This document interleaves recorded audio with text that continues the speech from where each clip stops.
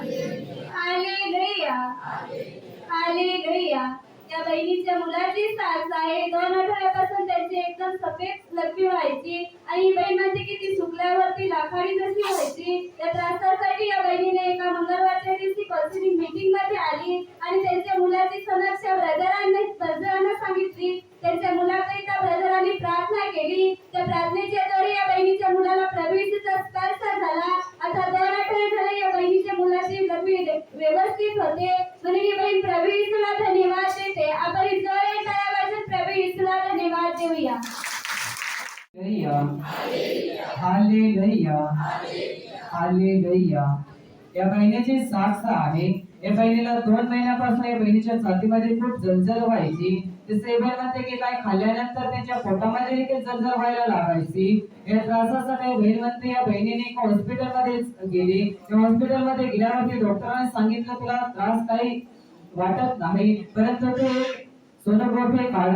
या बहीण म्हणते या डॉक्टरांच्या त्या सल्ल्यावर या बहिणीने मनोरमध्ये जाऊन या बहिणीने सोनोग्राफी काढली. तेव्हा सोनोग्राफी काढल्यानंतर या बहिणीला त्या ठिकाणी सांगण्यात आलं की तुला ऍसिडिटीचा त्रास आहे, त्यामुळे तुला गोळ्या चालू कराव्या लागतील. तेव्हा बहीण म्हणते की 4 महिन्यापर्यंत या बहिणीसाठी गोळ्या चालू होत्या. परंतु बहीण म्हणते की गोळ्या चालू असताना गोळ्या जोपर्यंत खाते तोपर्यंत त्यांना ऍसिडिटीचा त्रास जाणवत नाही आणि गोळ्या खाल्ल्या नाही तर त्यांना खूप त्रास व्हायला लागायचा. या त्रासासाठी बहीण म्हणते 4 आठवडे अगोदर या ठिकाणी या बहिणीने विश्वासाने प्रार्थनेमध्ये भाग घेतला आणि विश्वासाने प्रार्थनेमध्ये भाग घेत असताना बहीण म्हणते या ठिकाणावर जेव्हा ब्रदरांनी सांगितलं की तुम्ही आपला हात आजारी भागावर ठेवा, त्यावेळेस त्या बहिणीने आपला हात छातीवर ते ठेवला आणि या ठिकाणी जसं ब्रदरांनी आज्ञा दिल्या त्या आज्ञेच्या द्वारे या बहिणीच्या जीवनात प्रभूने कार्य करलं आणि त्याचद्वारे बहीण म्हणते की तेव्हापासून या बहिणीच्या जीवनात ऍसिडिटीचा त्रास पूर्णपणे निघून गेलेला आहे. आता 4 आठवडे झाले या बहीण गोळी खात नाही तरी पण त्यांना पूर्णपणे बरं वाटते. म्हणून बहीण प्रभू येशूचे आभार मानते. जोराने टाळ्या वाजवा. आपण प्रभू येशूला धन्यवाद देऊया.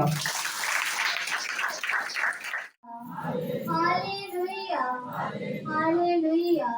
याईंची साक्ष आहे. 2 आठवड्यापासून याईंच्या पायाला वीट लागलेली होती. तेव्हा तिच्या पायाला जखम झालेली होती. ती जखम काही दुखत नव्हती. तसं तिची जखम ती खाज करायची. ह्या त्रासासाठी आईने घरी विश्वासाने प्रार्थना करून तेलपाण्याचा वापर केला.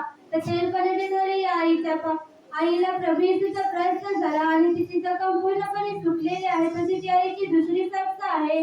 5 दिवसापासून तिच्या पोटात दुखायचं, तसं तिचं पोट फुगून राहायचं. या त्रासासाठी आईने घरी डिटेक्ट म्हणून प्रार्थना करून घेतली. त्या प्रार्थनेच्या द्वारे आईला प्रभू येशूचा स्पर्श झाला. आता 5 दिवस होऊन गेले. आई दोन्ही दिवसातून पूर्णपणे बरे आहे. म्हणून आई प्रभू येशूला धन्यवाद देते.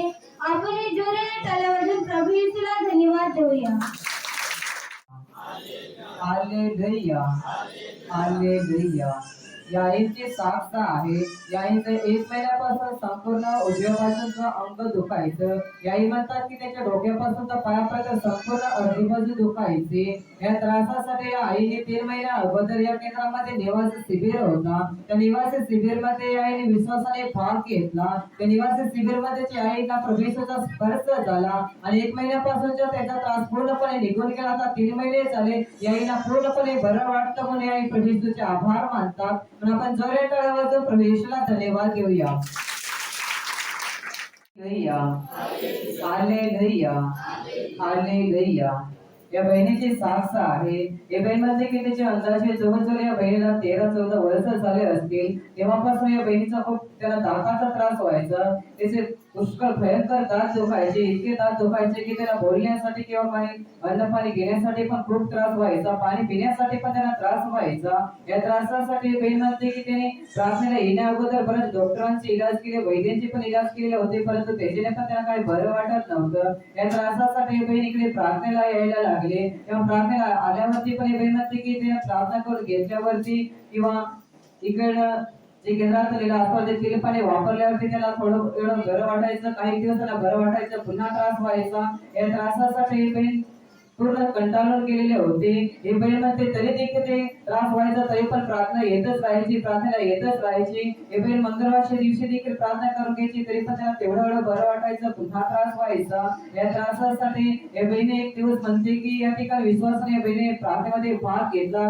तसंच या ठिकाणी ब्रदरांनी संदेश देखील स्टेजवर दिला की कोणीतरी बाई इथे आहे, तिच्या जीवनातले बरेच त्रास निघून जात आहे, ती प्रत्येक तिच्या त्रासातून बरे होत आहे. हे बहीण म्हणते त्या संदेशावरती या बहिणीने विश्वास केला आणि त्या संदेशाच्या द्वारे या बहिणीच्या जीवनात प्रभूने महान कार्य करलं आणि तिच्या जीवनातला जो दाताचा त्रास होता तो पूर्णपणे निघून गेला. हे बहीण म्हणते की तेव्हापासून तिचे डोकं देखील हलकं वाटायला लागलं आणि तिचे दात देखील पूर्ण हलके वाटायला लागले. आता 1 महिना झाला हे बहीण पूर्णपणे बरे आहे, तिला जीवन देखील घेण्यासाठी पाणी घेण्यासाठी काही त्रास होत नाही.